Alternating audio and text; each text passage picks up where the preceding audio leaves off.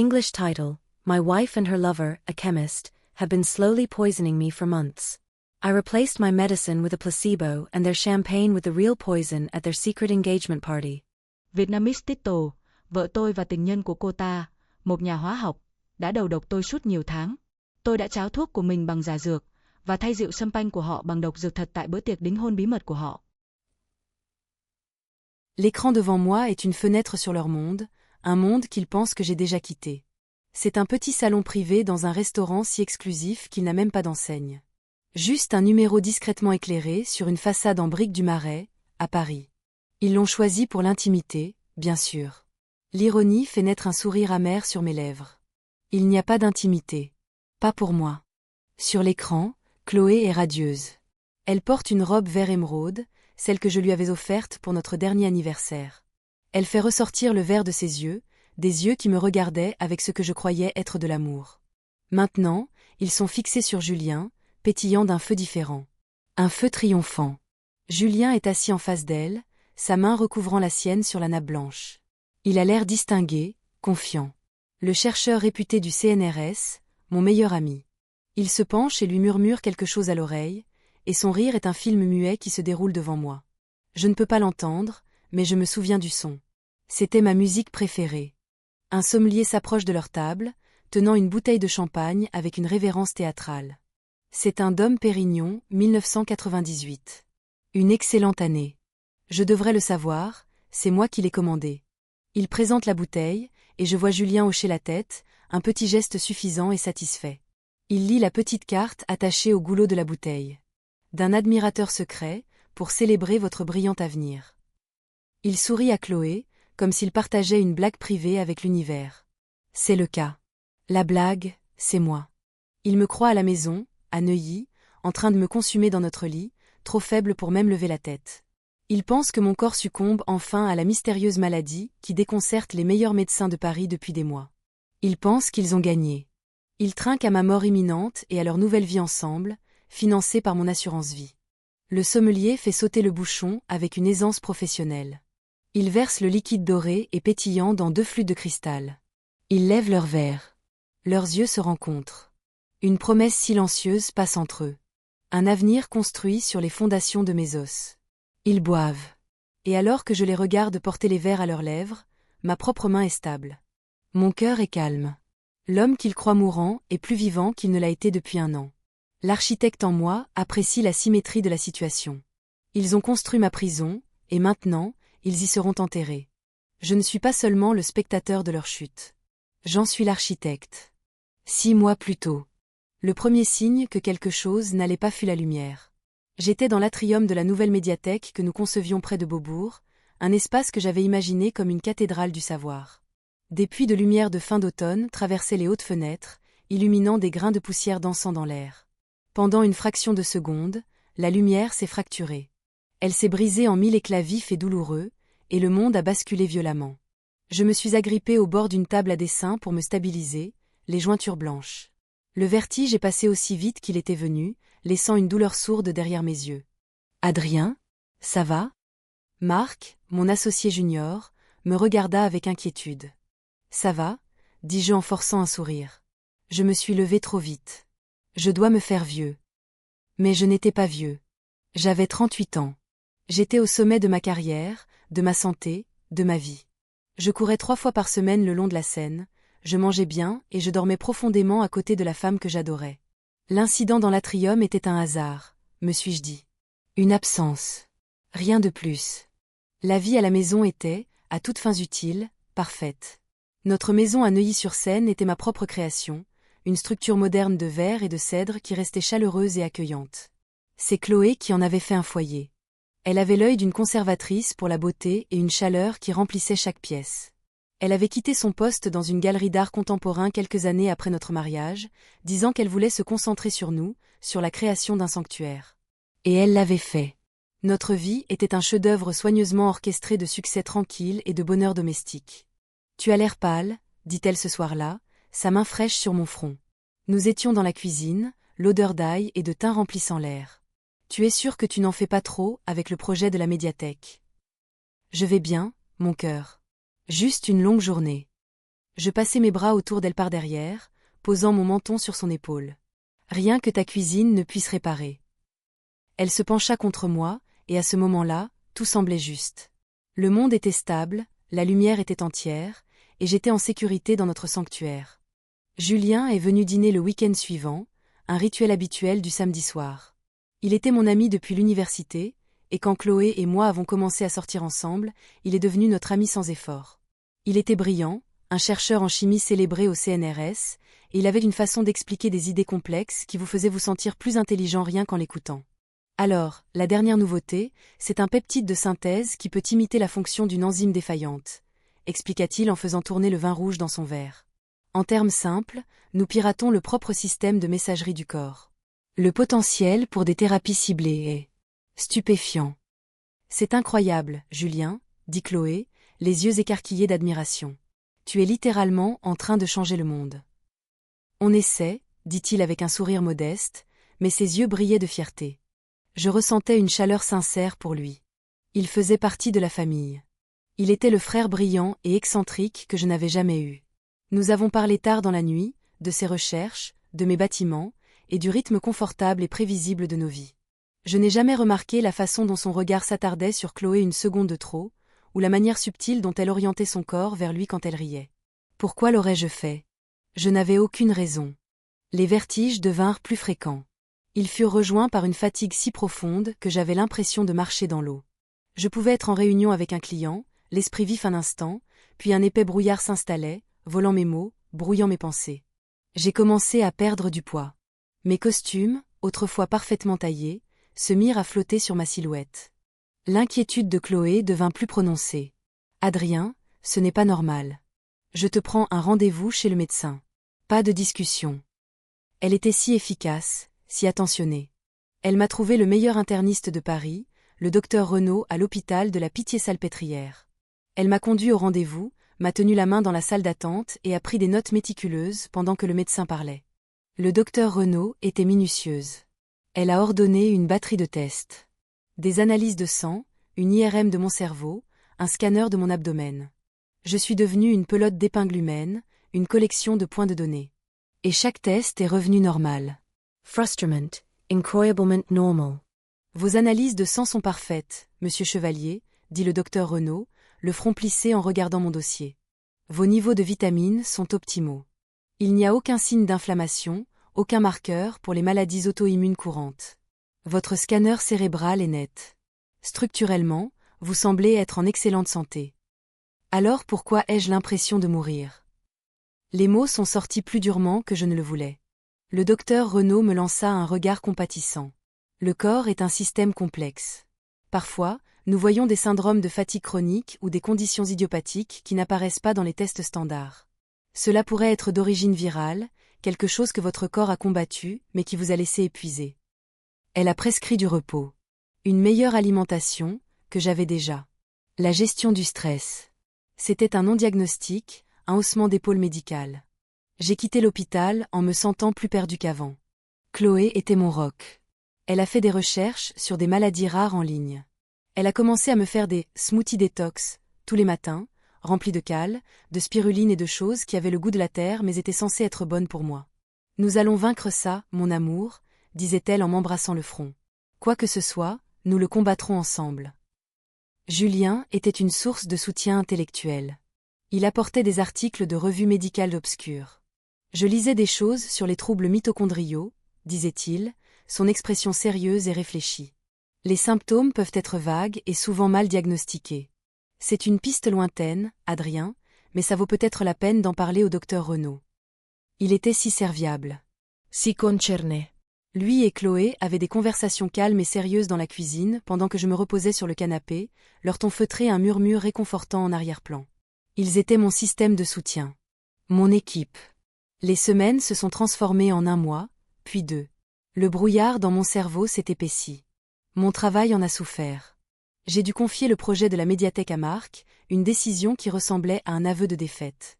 Mon monde, autrefois vaste et plein de lumière, s'était rétréci aux 4 murs de notre belle maison. La plupart des jours, je n'avais pas l'énergie de quitter mon lit. J'étais un fantôme dans ma propre vie, la regardant se dérouler d'une grande distance brumeuse. Je croisais mon reflet dans le miroir et reconnaissais à peine l'homme qui me regardait. Ses yeux étaient cernés, sa peau avait un teint grisâtre, et les os de son visage étaient saillants et nets. Ce ne pouvait pas être moi. J'étais Adrien Chevalier. Je construisais des choses. Je concevais des espaces qui me survivraient. Je n'étais pas cette créature fragile et vidée.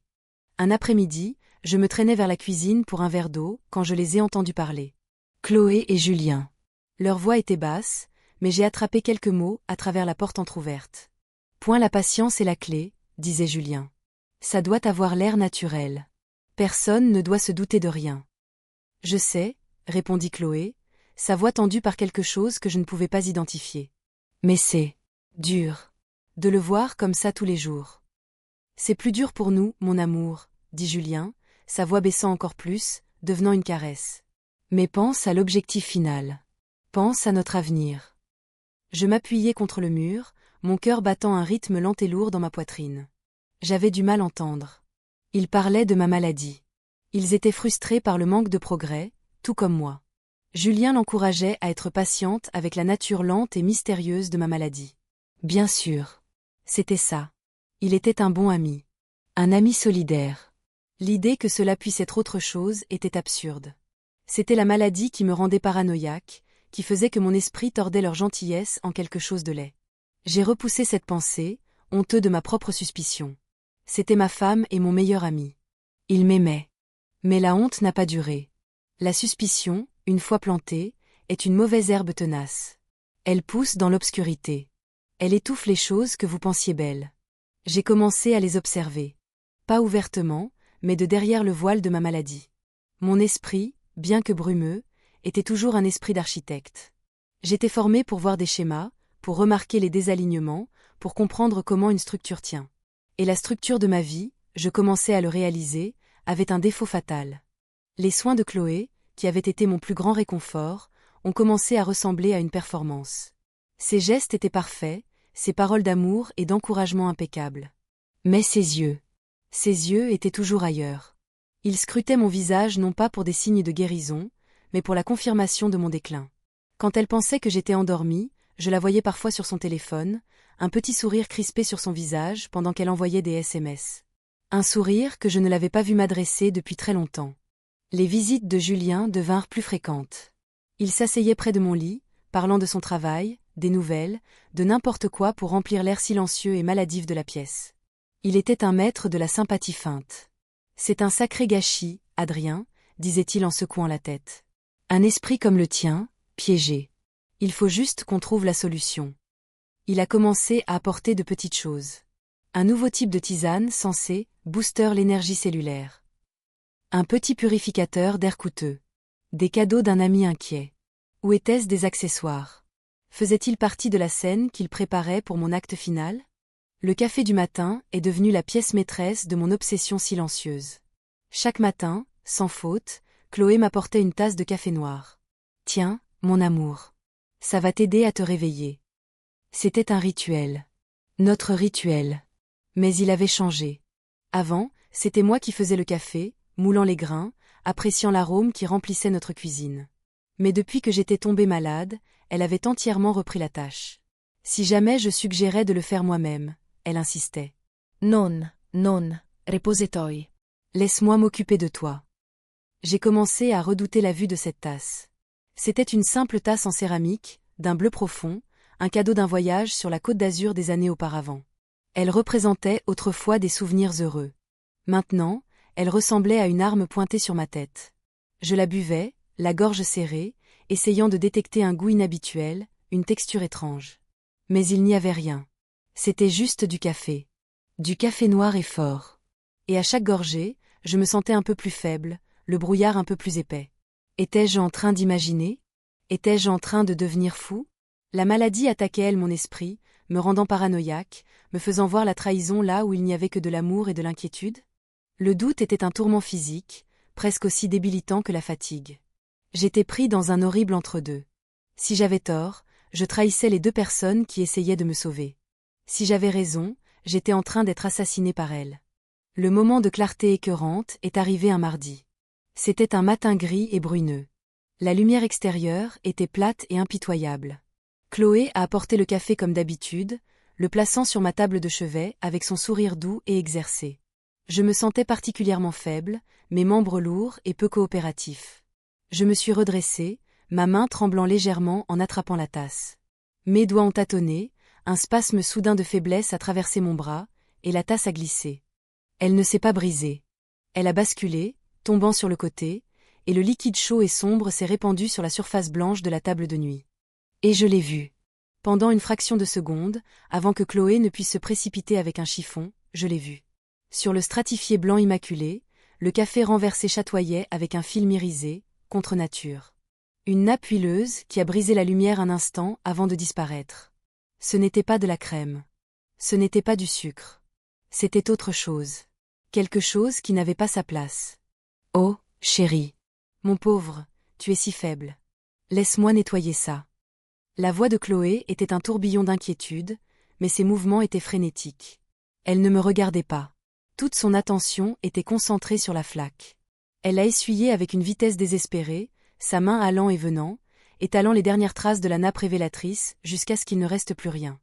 Qu'est-ce que c'était ? Ai-je demandé, ma voix un murmure sec. Mon cœur était un bloc de glace dans ma poitrine. Il y avait quelque chose dedans. Elle n'a pas croisé mon regard.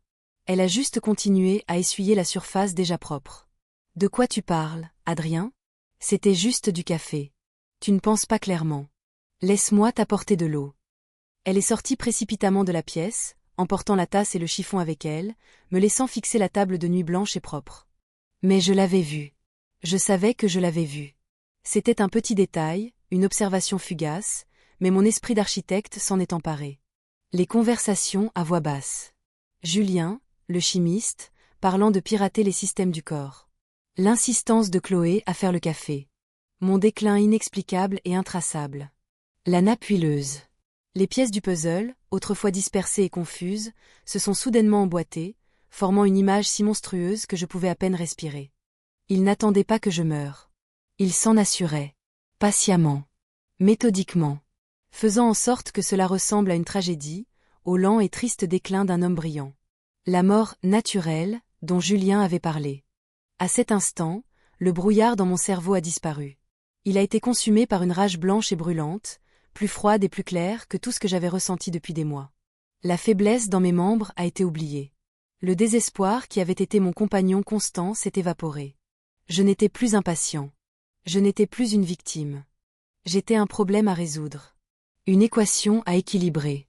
Cette nuit-là, j'ai attendu d'entendre le rythme doux et régulier de la respiration de Chloé à côté de moi. Elle dormait du sommeil paisible et sans trouble de quelqu'un qui a la conscience tranquille, ou peut-être de quelqu'un qui n'a pas de conscience du tout. Je me suis glissé hors du lit, mes mouvements silencieux, délibérés. Je suis allé dans mon bureau, la pièce où j'avais conçu des bâtiments de verre et d'acier, des espaces de logique et de raison. Je me suis assis dans le noir, la lueur de l'écran illuminant mon visage. Mes mains étaient parfaitement stables pendant que je tapais. Caméra de sécurité d'intérieur discrète. Plus petit modèle disponible. Enregistrement audio. Longue durée de batterie. J'ai parcouru les résultats, mon esprit travaillant avec une précision que je pensais avoir perdue à jamais. Je ne cherchais pas seulement une caméra. Je cherchais un témoin. Un œil électronique impartial qui verrait ce que je savais maintenant être la vérité. J'ai trouvé un modèle pas plus grand qu'un bouton de chemise.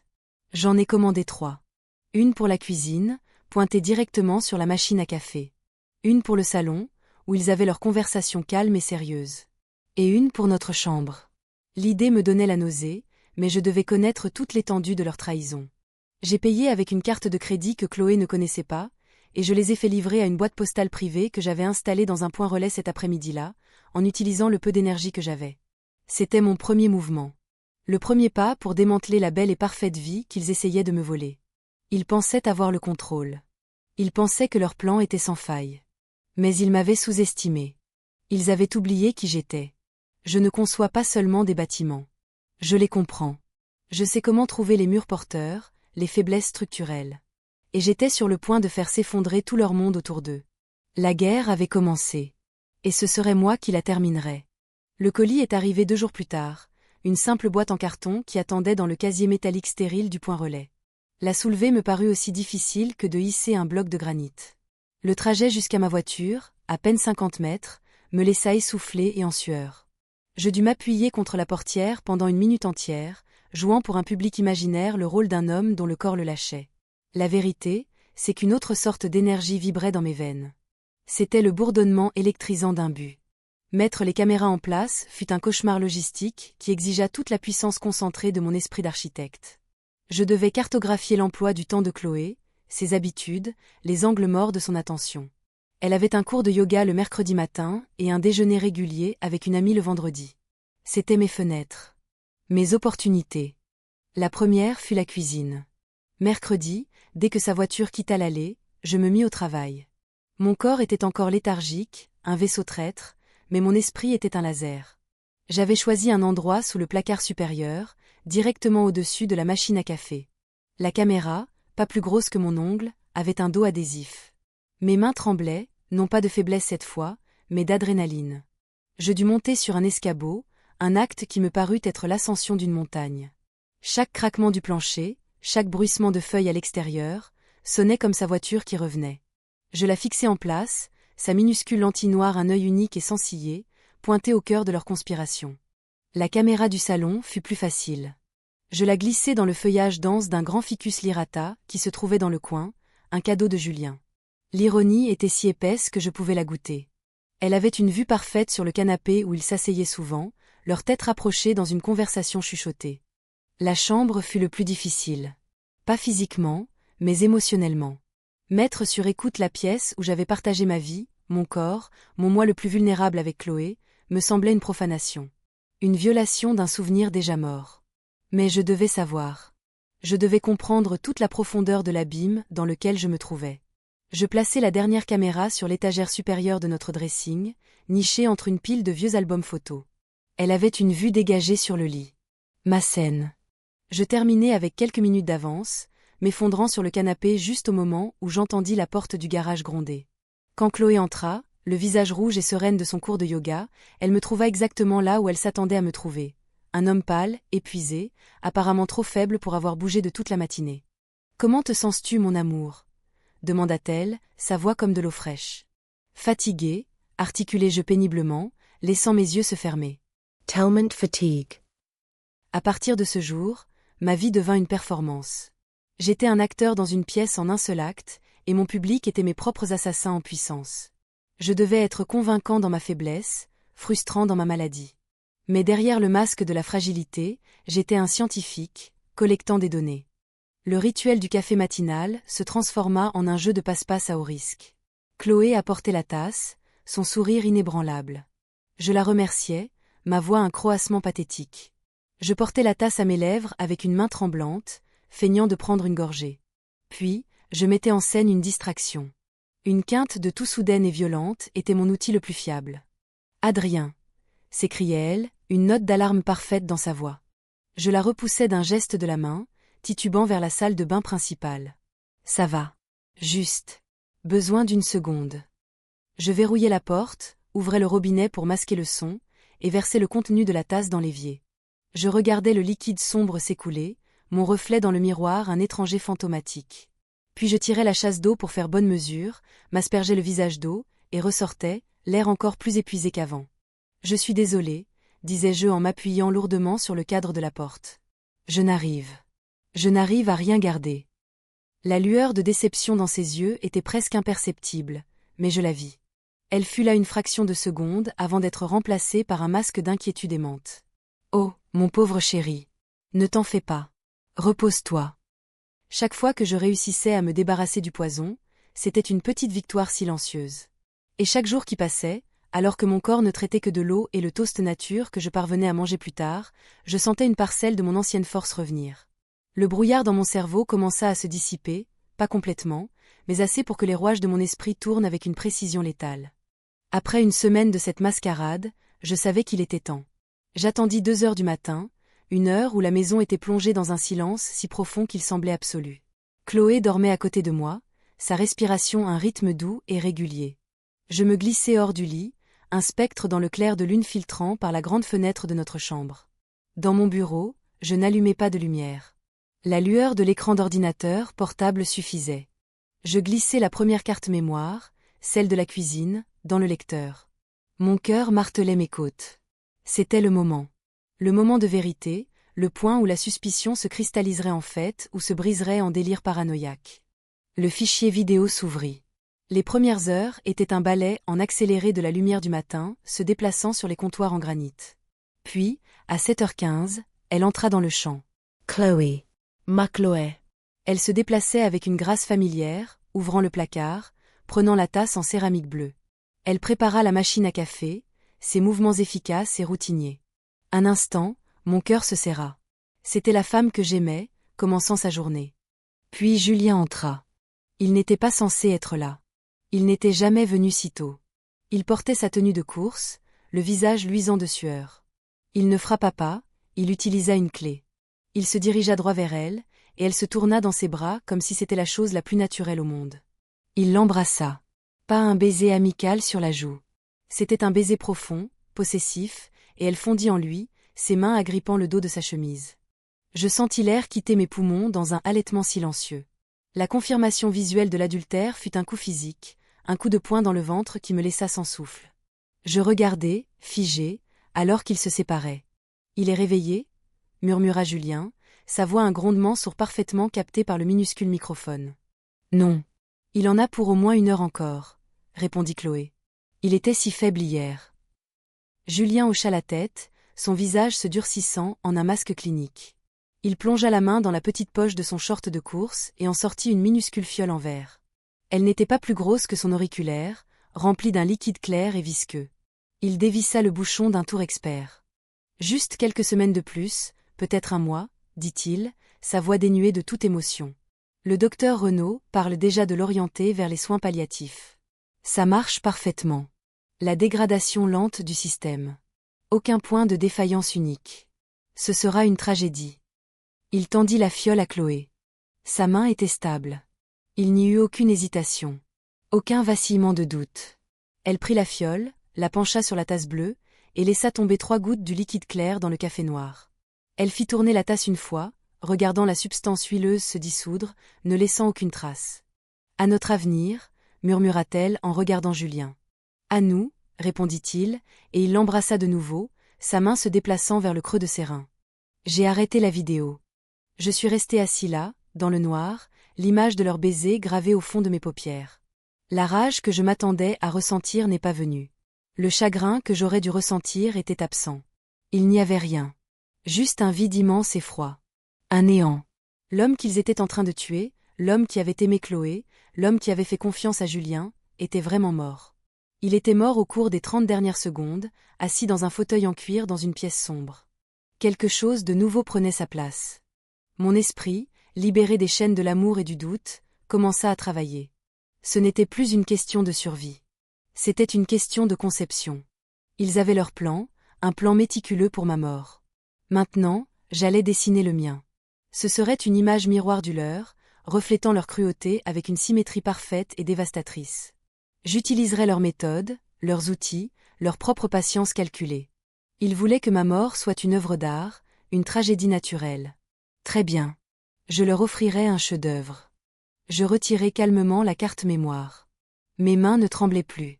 Ma respiration était régulière. J'avais ma preuve. J'avais mon but.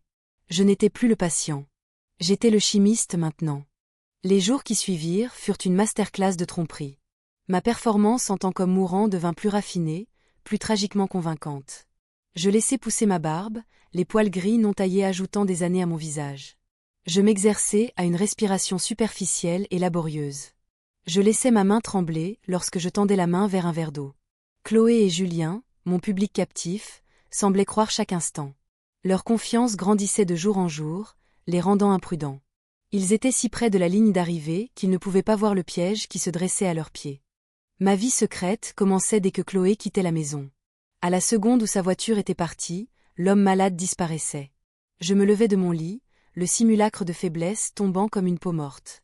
Ma première tâche était de retrouver mes forces. Le régime de toast et d'eau était un début, mais ce n'était pas suffisant. J'ai commencé un nouveau programme. Je préparais des shakes protéinés, remplis de vitamines et de nutriments, à l'aide d'un petit mixeur que je gardais caché dans le placard de mon bureau.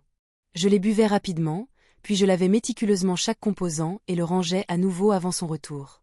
C'était une course contre la montre, un petit acte de rébellion qui faisait refluer la vie dans mes muscles épuisés. Lentement, péniblement, l'homme dans le miroir commença à ressembler moins à un fantôme et plus à un prédateur en attente. Pendant que mon corps guérissait, mon esprit était en guerre. J'ai téléchargé les fichiers vidéo des autres caméras. Les images du salon les montraient blottis sur le canapé, chuchotant à propos de leur avenir. Ils planifiaient des vacances qu'ils prendraient avec mon argent.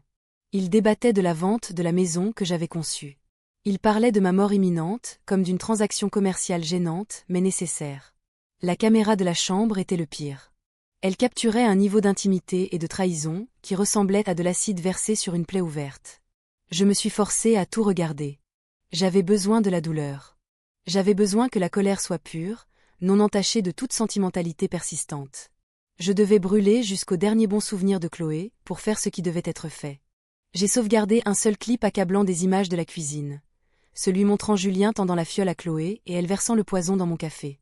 J'ai crypté le fichier et l'ai téléchargé sur plusieurs comptes de stockage cloud sous différents pseudonymes. C'était ma police d'assurance. Mon héritage, si mon propre plan échouait. La phase suivante m'a obligé à devenir un étudiant de mon ennemi. J'ai commencé à faire des recherches sur Julien. Pas le Julien public, le célèbre chimiste du CNRS, mais le fantôme numérique qu'il laissait derrière lui. J'ai reconstitué sa vie à partir de miettes de médias sociaux, de publications universitaires et de messages sur des forums. C'était un homme mu par un ego vorace, éclipsé par un père plus célèbre qui était aussi un scientifique. Il était brillant, mais il était aussi profondément peu sûr de lui. Et il était endetté. Des dettes importantes, provenant d'une série de mauvais investissements dans des startups de biotechnologie. Il ne s'agissait pas seulement de passion pour Chloé, il s'agissait de mon argent. Ma police d'assurance vie à 7 chiffres était sa carte de sortie de prison. Il ne se contentait pas de me voler ma femme, il m'encaissait. Son arrogance était sa plus grande faiblesse. Il donnait des conférences à l'université, dont beaucoup étaient enregistrées et disponibles en ligne. Je les ai regardées pendant des heures, non pas pour comprendre la science, mais pour comprendre l'homme. J'ai étudié ses gestes, ses tournures de phrases, la façon dont il présentait des informations complexes. J'ai appris sa spécialité, les composés à base de métaux complexes, des poisons notoirement difficiles à détecter dans les analyses toxicologiques standards. Ils imitaient les symptômes d'une maladie mitochondriale, provoquant une dégradation lente et systémique. Une mort d'apparence naturelle. C'était sa signature. La clé de ma contre-offensive se trouvait dans sa blouse de laboratoire. Dans les vidéos, chaque fois qu'il venait à la maison, il accrochait sa blouse au crochet près de la porte de derrière. Une créature d'habitude. Dans cette blouse, je le savais, se trouvait ma condamnation à mort. Je devais mettre la main dessus. J'ai orchestré mon opportunité avec la précision d'un stratège militaire. Je savais que Julien devait donner une conférence principale lors d'un symposium un vendredi après-midi. Il viendrait à la maison pour déjeuner avec Chloé avant, puis partirait directement pour l'événement. Ce vendredi-là, j'ai livré ma meilleure performance à ce jour. J'étais plus faible que jamais. Je parlais à peine, mes respirations sortant en halètements superficiels et rauques. Pendant leur déjeuner, j'ai simulé un évanouissement. Un moment de faiblesse dramatique qui a fait se précipiter Chloé à mes côtés, son visage un portrait parfait d'inquiétude. « Ça va ?» ai-je murmuré, laissant ma tête retomber sur l'oreiller. « Juste. Très fatiguée. Je crois que je vais dormir maintenant. » Ça a parfaitement fonctionné.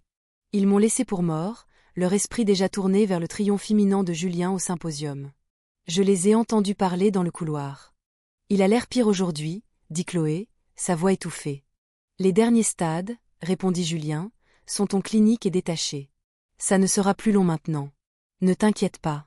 Je te vois ce soir. » J'ai entendu la porte de derrière se fermer. J'ai attendu. J'ai compté jusqu'à 5 cents, chaque nombre un poids de plomb. Puis je me suis levée. Je me suis dirigée vers la porte de derrière. Et elle était là. Sa blouse de laboratoire, suspendue au crochet. C'était une blouse blanche standard, sentant légèrement l'ozone et les produits chimiques. Ma main a plongé dans la poche latérale. Mes doigts se sont refermés sur une petite fiole en verre fraîche. Elle était identique à celle de la vidéo, remplie du même liquide clair et visqueux. J'ai regardé les 3 gouttes de liquide restantes à l'intérieur. Ma dose quotidienne. Je m'étais préparée. Dans ma poche se trouvait une autre fiole identique, que j'avais achetée en ligne auprès d'une société de fourniture médicale.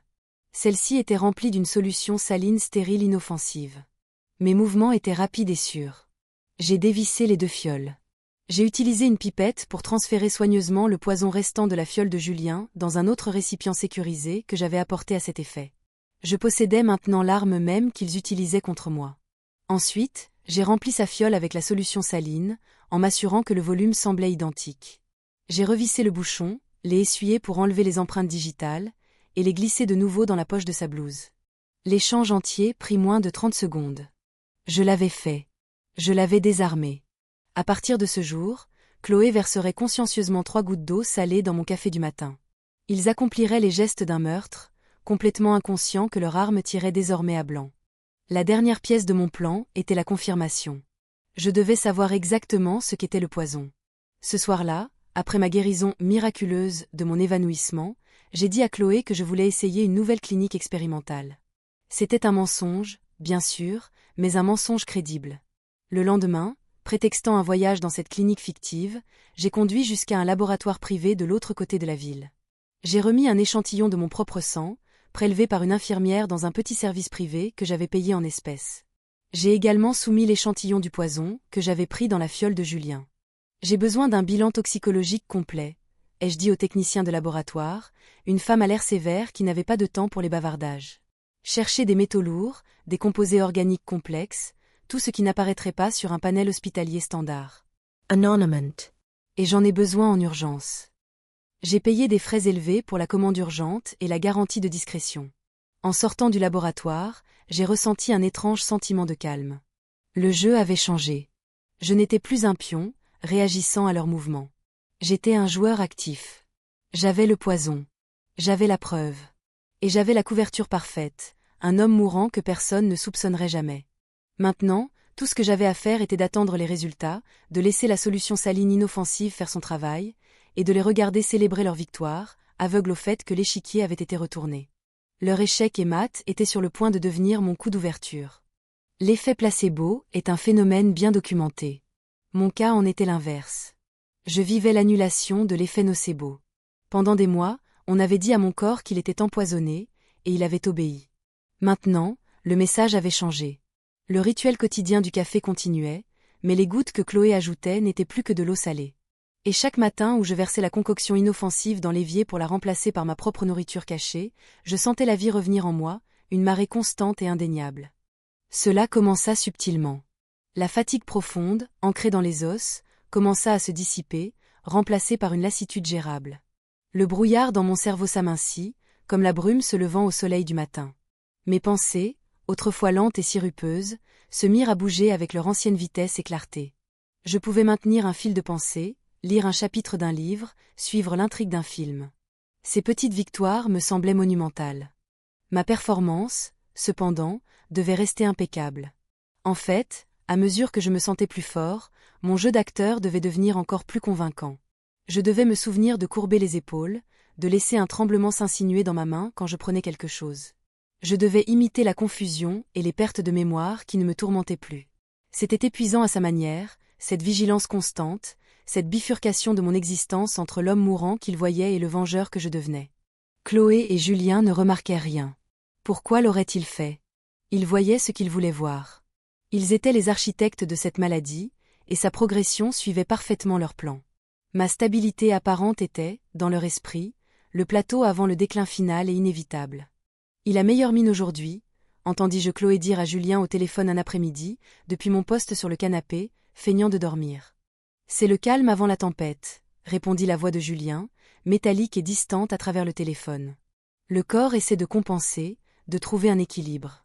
C'est un signe classique. Les derniers systèmes sont sur le point de lâcher. Il faut juste être patient. La paciencia. Il n'arrêtait pas de répéter ce mot, comme un mantra. Il n'en avait aucune idée.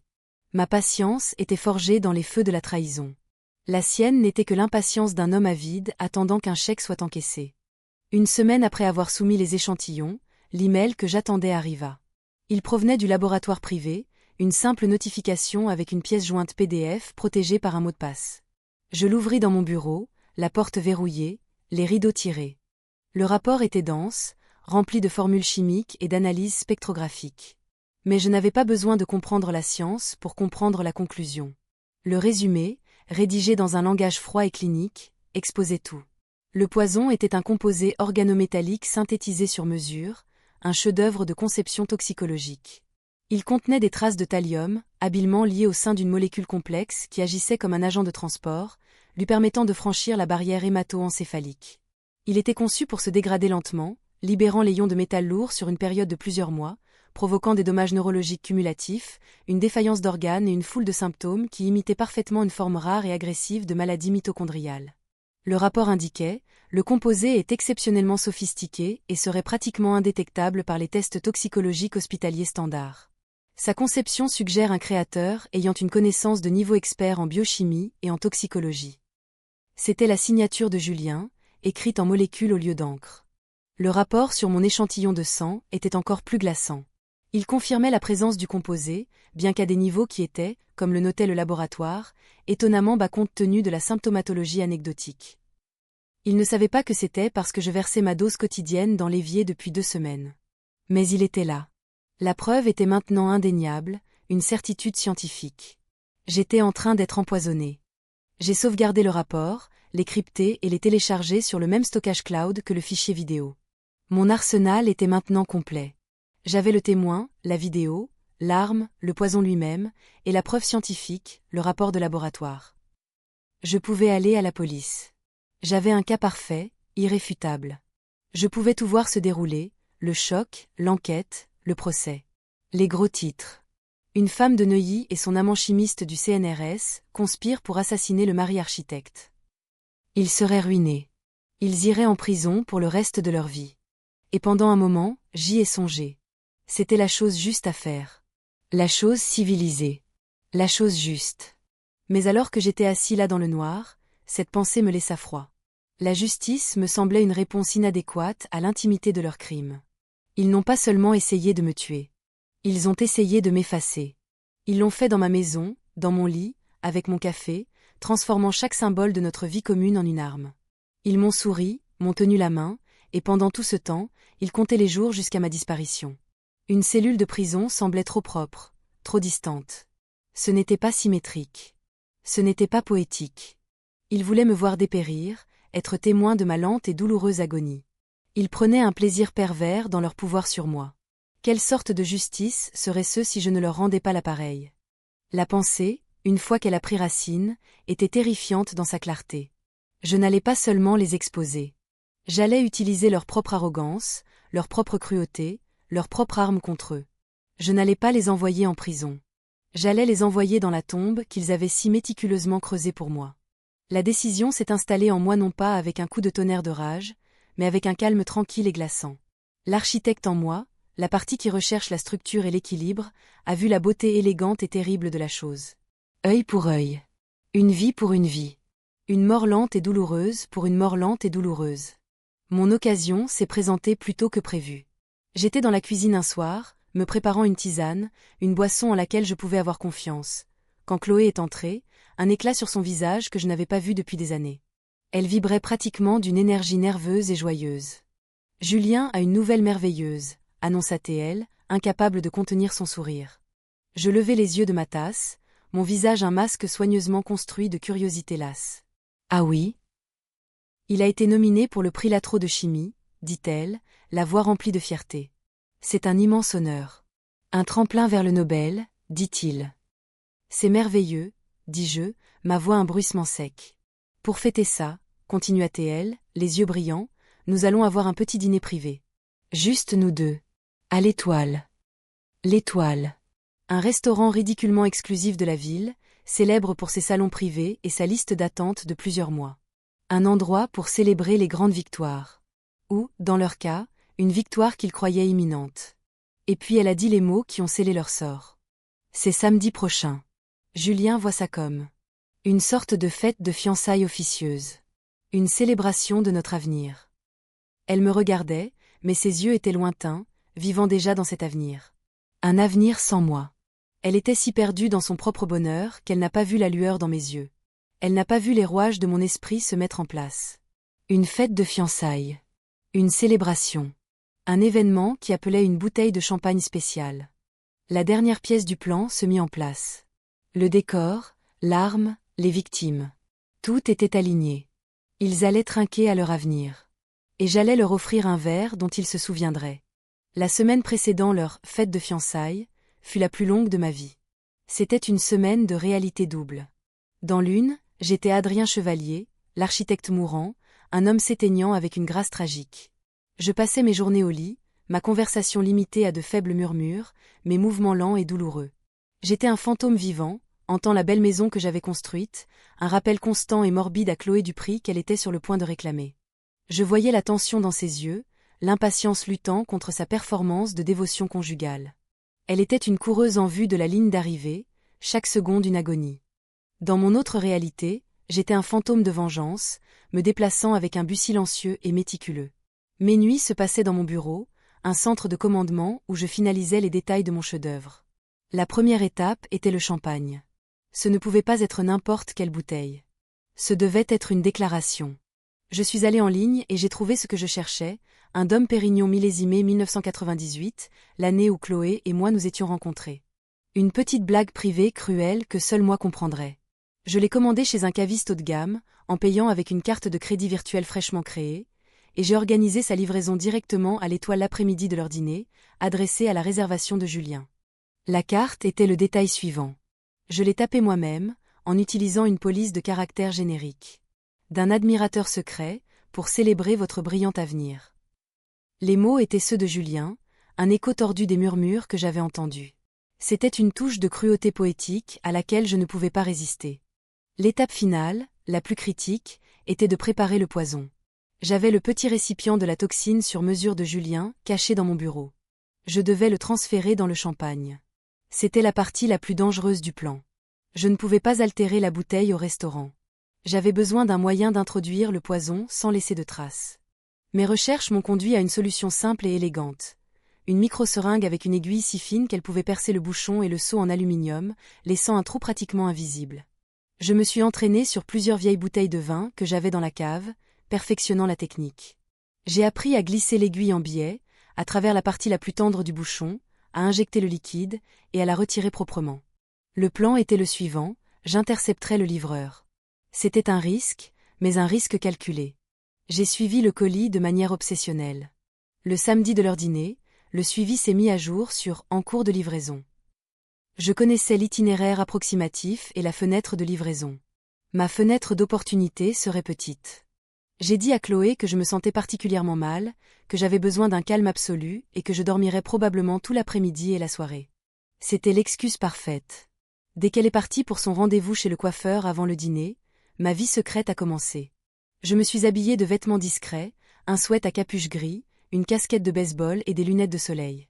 Je n'étais plus Adrien Chevalier, l'architecte bien connu de Neuilly. J'étais juste un homme anonyme parmi d'autres. J'ai conduit jusqu'à un café à quelques rues du restaurant, mon cœur un tambour régulier et froid. Je me suis assis près de la fenêtre, observant, attendant. La camionnette de livraison, d'un bleu marine familier, s'est garée devant l'Étoile juste après 15 heures. Le chauffeur, un jeune homme écoutant de la musique avec ses écouteurs, est sorti et s'est dirigé vers l'arrière de son camion. C'était mon moment. Je me suis approché de lui calmement, la main dans ma poche, serrant la seringue. « Excusez-moi » dis-je, la voix stable. « Vous êtes de premier cru. » Il a retiré un écouteur. Waze. Je suis du restaurant, ai-je menti doucement. Nous organisons un événement spécial ce soir. L'hôte voulait s'assurer que cette bouteille, le Dom 98 pour la table de Julien Ride, soit manipulée personnellement. Il est très particulier. Le jeune homme voulait juste finir sa tournée. Il a grogné, sortant la bouteille richement emballée. « C'est ça ?»« C'est celle-là, » dis-je en la lui prenant. « Je signe pour ça. J'ai les cuisines à préparer. » J'ai griffonné une signature illisible sur son appareil électronique. Il a haussé les épaules, m'a tendu la bouteille et est retourné à son camion, déjà replongé dans sa musique. Il ne se souviendrait pas de mon visage. Je n'étais qu'un inconvénient mineur dans sa journée. Je me suis éloigné, mais pas mesuré, pas trop rapide. J'ai tourné au coin de la rue et je suis monté dans ma voiture, la bouteille de champagne reposant sur le siège passager comme une bombe. J'ai conduit jusqu'à une rue déserte à quelques pâtés de maison. Mes mains étaient d'une stabilité à toute épreuve. Mon esprit était d'une clarté cristalline. J'ai soigneusement déballé juste assez de l'aluminium pour exposer le haut du bouchon. J'ai sorti la seringue, le liquide clair et visqueux à l'intérieur scintillant dans la faible lumière de l'après-midi. C'était le moment. Le point culminant de mois de douleur, de tromperie et de planification. C'était le poison qu'ils avaient choisi pour moi. L'arme que Julien avait si brillamment conçue pour effacer un homme du monde. J'ai poussé la fine aiguille à travers l'aluminium et dans le bouchon. J'ai senti la douce résistance céder. Je l'ai incliné vers le bas et, lentement, délibérément, j'ai appuyé sur le piston. J'ai regardé le poison glisser de la seringue dans la bouteille, où il se mêlerait aux bulles de fête. C'était une quantité infime, mais je savais d'après le rapport de laboratoire que c'était plus que suffisant. C'était une dose létale, concentrée et à action rapide lorsqu'elle était ingérée directement, plutôt que distribuée sur des mois. J'ai retiré l'aiguille, laissant un trou si petit qu'il était invisible à l'œil nu. J'ai soigneusement lissé l'aluminium pour le remettre en place. La bouteille avait l'air parfaite. Intact. Un vaisseau de mort immaculé. Maintenant, pour le dernier acte de livraison. Je suis retourné au restaurant, me garant cette fois à l'arrière, près de l'entrée de service.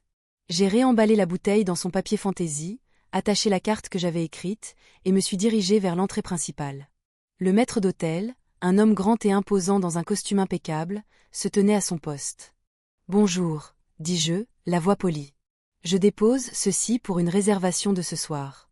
La réservation est au nom de Julien Reed. » Il prit la bouteille, ses yeux balayant brièvement l'étiquette coûteuse. « Bien sûr, monsieur. Nous veillerons à ce qu'il la reçoive. »« Merci, dis-je. C'est un cadeau. D'un admirateur. » Je me suis retourné et je suis parti sans un second regard. C'était fait. L'arme était livrée. Le piège était tendu. Toutes les pièces étaient en place. Je suis rentré chez moi, le sweat à capuche gris anonyme jeté sur le siège arrière. Je me suis changé pour remettre mon pyjama en soie. Je me suis lavé le visage, j'ai ébouriffé mes cheveux et je suis retourné dans mon lit de malade. Quand Chloé est rentrée 1 heure plus tard, rayonnante et magnifique dans sa robe émeraude, elle m'a trouvé exactement comme elle m'avait laissé. « Comment vas-tu, mon amour ?» demanda-t-elle, la voix douce, mais ses yeux pétillaient d'anticipation pour sa soirée. J'ai laissé échapper une toux faible. « Fatiguée. Juste fatiguée. Tu es magnifique, Chloé. »« Merci, » dit-elle en se penchant pour m'embrasser le front. Ses lèvres étaient froides. « Ne m'attends pas. »« Je ne t'attendrai pas, » murmurai-je. « Passe une merveilleuse soirée. Tu le mérites. » Elle sourit, un sourire brillant et sincère. « Je le ferai. Ce soir, c'est le début de tout. » Elle se tourna et quitta la pièce, son parfum flottant dans l'air comme un fantôme.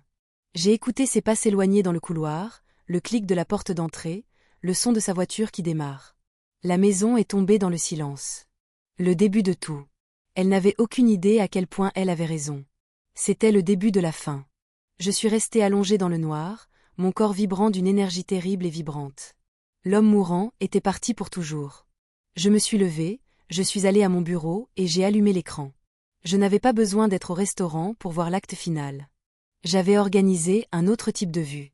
Un ami d'un ami, un détective privé que j'avais engagé pour une somme exorbitante en espèces, avait un dîner très cher à l'Étoile ce soir-là, assis à une table avec une vue parfaite sur le salon privé de Julien.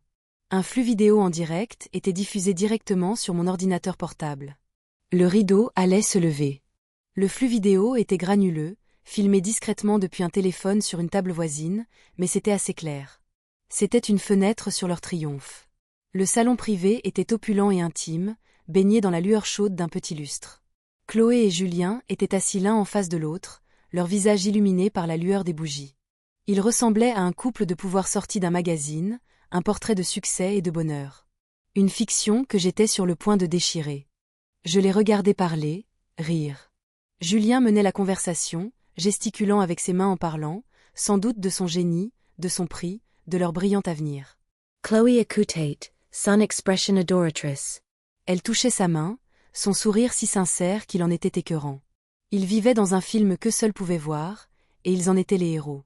J'étais assis dans mon bureau sombre, à des milliers de kilomètres dans ma maison de Neuilly, et pourtant j'étais plus présent dans cette pièce qu'aucun d'eux ne pouvait l'imaginer. J'étais l'observateur silencieux, le fantôme à leur festin. Ma maison était silencieuse. Le lit où j'étais censé mourir était vide. Les seuls sons étaient le doux bourdonnement de mon ordinateur et le battement régulier et rythmé de mon propre cœur. C'était le battement de cœur calme et patient d'un prédateur. Puis, le sommelier est entré dans leur salon privé. Mon pouls s'est accéléré, juste une fraction. Il tenait mon cadeau. Le Dom Pérignon, 1998. Il l'a présenté avec le panache que j'avais anticipé. J'ai vu les sourcils de Julien se hausser de surprise, puis ses lèvres se retrousser en un sourire suffisant alors qu'il lisait la carte. Il l'a passée à Chloé. Elle l'a lu, et sa main est allée à sa bouche dans un geste de choc ravi. Un admirateur secret. Il pensait que le monde conspirait pour les célébrer. Il n'avait aucune idée. Le sommelier a fait sa magie avec le bouchon. Le douce pop était inaudible sur mon flux, mais je l'ai imaginé, un pistolet de départ pour le dernier tour. Il a versé le liquide doré et pétillant dans leurs deux flûtes. Le champagne a capté la lumière, scintillant de promesses. Et de poison. Ils ont levé leurs verres. Leurs yeux se sont croisés par-dessus les bords. C'était leur moment.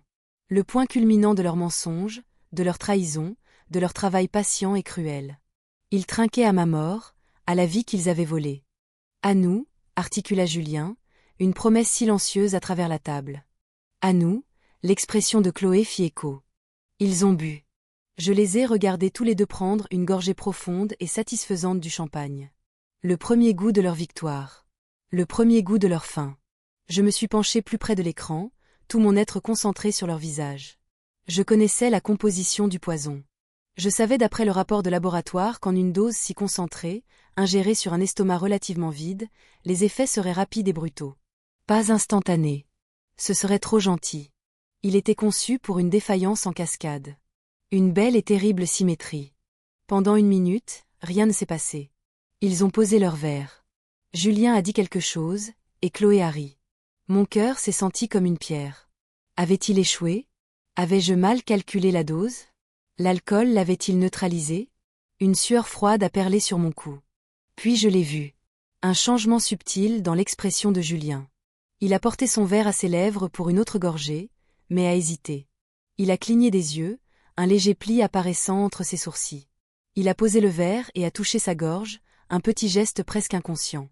Chloé l'a remarqué. « Qu'est-ce qui ne va pas ?»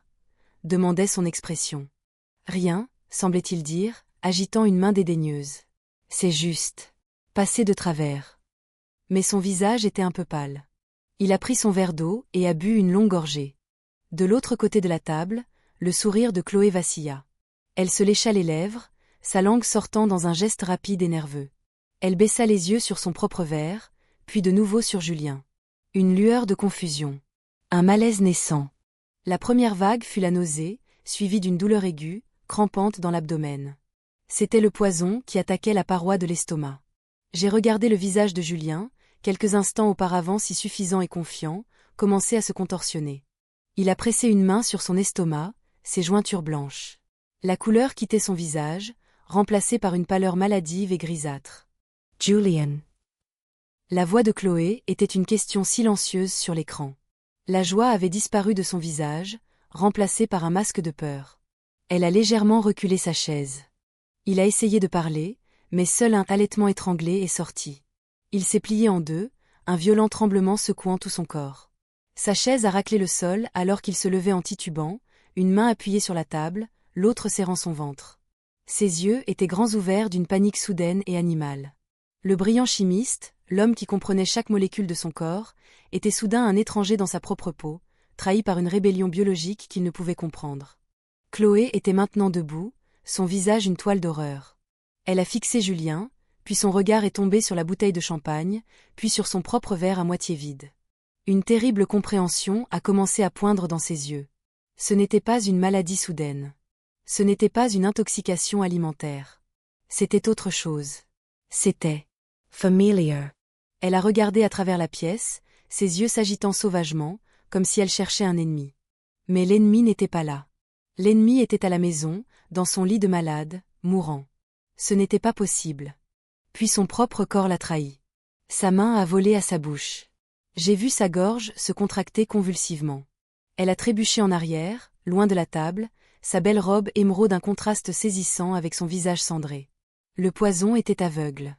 Il ne se souciait pas de sa beauté, ou de ses plans, ou de l'avenir qu'elle avait si soigneusement préparé.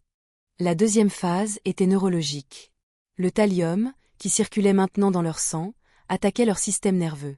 Cela commençait par un goût métallique, suivi de confusion et d'une perte de contrôle moteur. Julien s'est effondré. Il n'est pas tombé avec grâce. Il s'est écrasé au sol, emportant la nappe blanche et une cascade d'assiettes et de couverts avec lui. Le bruit de la vaisselle brisée a dû alerter le personnel. Dans la vidéo, j'ai vu la porte de leur salon s'ouvrir brusquement. Le maître d'hôtel se tenait là, son sang-froid professionnel brisé, son visage un masque de choc. Chloé ne semblait même pas le remarquer. Elle fixait ses propres mains, qui tremblaient de manière incontrôlable. Elle a essayé de faire un pas, mais ses jambes ont fléchi sous elle. Elle est tombée à genoux, son souffle sortant en sanglots rauques et douloureux. Elle ne pleurait pas de chagrin. Elle pleurait de terreur et d'une prise de conscience naissante écrasante. Quelqu'un leur avait fait ça. Quelqu'un savait. Quelqu'un avait utilisé leur propre arme parfaite contre eux. Ses yeux sauvages et terrifiés semblaient fixer directement la caméra, directement moi. À ce moment-là, je savais qu'elle pensait à moi. Pas à l'homme faible et mourant dans le lit, mais à l'homme qu'elle avait épousé. L'architecte. L'homme qui voyait des schémas, qui comprenait les structures. L'homme qu'elle avait si fatalement sous-estimé. Le flux du détective privé s'est coupé. Il en avait assez vu. Il n'avait pas besoin d'être témoin de la fin horrible. J'ai fermé l'ordinateur portable. La maison était de nouveau silencieuse. Le spectacle était terminé. La structure qu'ils avaient construite s'était effondrée. Je me suis levée et j'ai marché jusqu'à la fenêtre, regardant les pelouses manucurées de Neuilly, le monde paisible et ordonné qu'ils pensaient posséder. Il n'y avait pas de triomphe. Pas de joie. Juste un vaste silence creux là où se trouvait autrefois ma rage. J'avais équilibré l'équation. J'avais créé une symétrie parfaite et terrible. Mais le résultat était zéro. Rien. Je ne ressentais rien. Je suis entrée dans notre chambre. J'ai regardé l'espace vide sur le lit à côté de moi, l'empreinte sur l'oreiller où sa tête reposait. J'avais gagné. J'avais survécu. J'étais libre. Mais j'étais absolument, complètement seule dans les décombres. L'appel est arrivé à 23h42. J'étais assis dans le noir, attendant simplement. J'ai laissé sonner 4 fois avant de répondre, en m'assurant que ma voix était pâteuse de sommeil et d'irritation. Allô? Monsieur Adrien Chevalier? La voix était professionnelle, prudente. Un commissaire. Oui. Qui est-ce? Ai-je demandé, injectant une note de confusion dans mon ton. Je suis le commissaire Dubois, de la police judiciaire. Je suis désolé de vous déranger si tard, monsieur. Êtes-vous le mari de Chloé Chevalier? Oui, c'est moi. Est-ce qu'elle va bien? Que s'est-il passé? Ma voix s'est brisée avec une anxiété étudiée. J'étais veuf maintenant. Je devais apprendre le rôle. Il y eut une pause à l'autre bout du fil. Monsieur, il y a eu un incident au restaurant L'Étoile. Votre femme et un certain monsieur Julien Ride ont été transportés à l'hôpital de la Pitié-Salpêtrière. Je crains que ce ne soit très sérieux. Les médecins nous ont demandé de contacter les plus proches parents. Vous devriez venir à l'hôpital. L'hôpital? Que s'est-il passé? C'était un accident de voiture?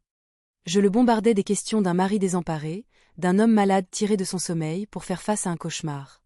Nous ne sommes pas encore sûrs, monsieur. Il semble s'agir d'une sorte d'empoisonnement aigu. Empoisonnement? J'ai laissé le mot en suspens, rempli d'incrédulité et d'horreur. Mon Dieu, je ne comprends pas. Je ne suis pas bien moi-même. C'est difficile pour moi de me déplacer. Est-ce qu'elle va s'en sortir? Monsieur, la voix du commissaire s'adoucit avec une pointe de pitié. Vous devez venir. Le trajet jusqu'à l'hôpital fut surréaliste. J'étais un homme jouant un homme qui s'effondrait. Je me suis assuré que ma conduite était un peu erratique, que mes mains tremblaient visiblement quand j'ai tendu mes clés au voiturier. À l'intérieur, les urgences étaient un monde chaotique de panique contrôlée. J'ai donné mon nom, et une infirmière aux yeux fatigués m'a conduit à une petite salle d'attente familiale stérile. Le commissaire Dubois m'y a trouvé. C'était un homme d'âge moyen, à l'air fatigué, qui semblait avoir tout vu. Il m'a regardé, mon visage pâle, ma silhouette mince, le léger tremblement que j'affectais encore dans mes mains, et son expression était de pure pitié. J'étais la figure tragique de cette histoire. Le mari malade, trahi par sa femme, attendant maintenant d'apprendre qu'elle était morte. Monsieur Chevalier, commença-t-il doucement. Je suis vraiment désolé. Votre femme, Chloé, est décédée il y a quelques minutes. Monsieur Ride est mort à son arrivée. Les médecins ont fait tout ce qu'ils ont pu. Je mis mon visage dans mes mains et fabriquai un sanglot sec et saccadé. Ce n'était pas entièrement faux. Une partie de moi pleurait quelque chose. Pas Chloé. Pas la femme qui a essayé de m'assassiner. Mais l'idée d'elle.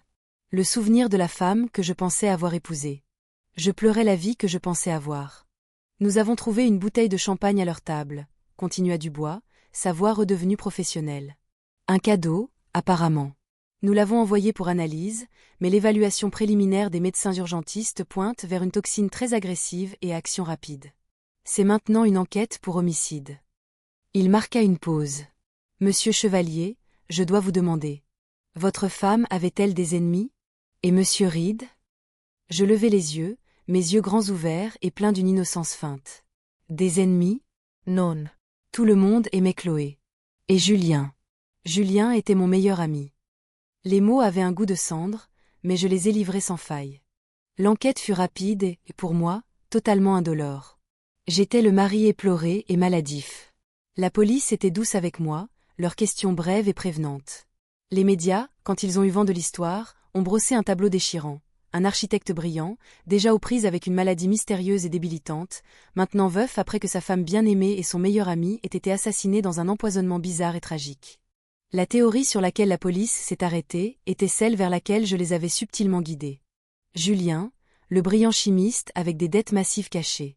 Il ne leur fut pas difficile de découvrir ses problèmes financiers. Ils ont trouvé le mobile. La théorie dominante était que l'un des investissements ratés de Julien en biotechnologie, un partenaire éconduit ou un investisseur ruiné, avait cherché à se venger. Ils ont vu cela comme un coup de professionnel, un message envoyé en utilisant les propres outils du chimiste contre lui. Chloé était simplement au mauvais endroit au mauvais moment. Un dommage collatéral. Personne ne m'a jamais soupçonné. Pourquoi l'aurait-il fait? J'étais la victime, à double titre. Le fichier vidéo et le rapport de laboratoire sont restés mon secret, dormant paisiblement dans les profondeurs cryptées du cloud. C'était une sécurité qui n'a jamais été nécessaire. Les semaines se sont transformées en mois. Le froid de l'automne a cédé la place à l'hiver rigoureux de la région parisienne. Ma guérison fut considérée comme un miracle médical. Avec le stress, de la trahison lente et secrète de ma femme et de la tromperie de mon meilleur ami levé, c'était la théorie officieuse de mon médecin. Mon corps a commencé à guérir. La maladie mystérieuse a disparu aussi vite qu'elle était apparue. La couleur est revenue sur mes joues. J'ai repris le poids que j'avais perdu. J'ai repris le travail. La médiathèque que j'avais conçue fut achevée. Lors de la cérémonie d'inauguration, je me suis tenue au pupitre et j'ai parlé de la lumière, de la structure, de la création d'espaces qui durent. Les gens me regardaient avec un mélange d'admiration et de sympathie. J'étais l'homme qui avait survécu à l'enfer et était revenu, plus fort qu'avant. Un symbole de résilience. J'ai vendu la maison de Neuilly. Je ne pouvais plus y vivre. Ce n'était pas un sanctuaire, c'était une scène de crime. Un tombeau rempli des fantômes d'une vie qui était un mensonge. J'ai emménagé dans un appartement élégant et minimaliste en ville, un endroit sans souvenir, une page blanche. Parfois, la nuit, je me tiens à la baie vitrée, regardant la constellation des lumières de la ville en contrebas. Le monde continue. L'enquête policière sur le meurtre de Chloé et Julien est maintenant une affaire classée, rangée dans une boîte quelque part. Je suis en sécurité. J'ai réussi. Je suis en bonne santé. J'ai gagné. Mais la victoire est silencieuse. Elle n'a pas de goût. J'ai détruit les gens qui ont essayé de me détruire. J'ai équilibré la balance avec une précision terrible et parfaite. Mais l'architecte en moi sait que lorsqu'on démolit une structure, il reste un vide. Je vérifie mes emails. Il y a un message d'une adresse privée et cryptée que je ne reconnais pas. Je l'ouvre. C'est de mon détective privé, l'homme du restaurant. Il contient un seul fichier. Une facture finale? Non. C'est un fichier son. Curieux, je clique sur play. Il y a un sifflement de statique, puis une voix. C'est la voix de Chloé, capturée dans les derniers instants, alors que les sirènes hurlaient en arrière-plan. Ces mots sont bredouillés, étranglés par la douleur et la terreur, mais ils sont assez clairs. C'était Adrien, allait-elle. Le café. Il s'avait. C'était lui. Puis l'enregistrement se termine. Je fixe l'écran, mon cœur une pierre froide et immobile dans ma poitrine. Il l'avait enregistré. Mon détective privé avait gardé une dernière pièce d'assurance pour lui-même. Un dernier fil qui dépasse. Une ficelle qu'il pourrait tirer à tout moment. Je regarde le nom du fichier. C'est juste une chaîne de chiffres. Je déplace mon curseur dessus. Je peux le supprimer. Je peux prétendre que je ne l'ai jamais entendu. Je peux continuer ma nouvelle vie, ma vie en sécurité. Mais la vérité est qu'une structure n'est aussi solide que ses fondations. Et les fondations de ma nouvelle vie sont construites sur un lit de secrets et de mort. Je ferme les yeux. Je peux voir la balance de la justice, celle que j'ai travaillé si dur à équilibrer. Et je réalise, avec une certitude glaçante, qu'elle est toujours en mouvement.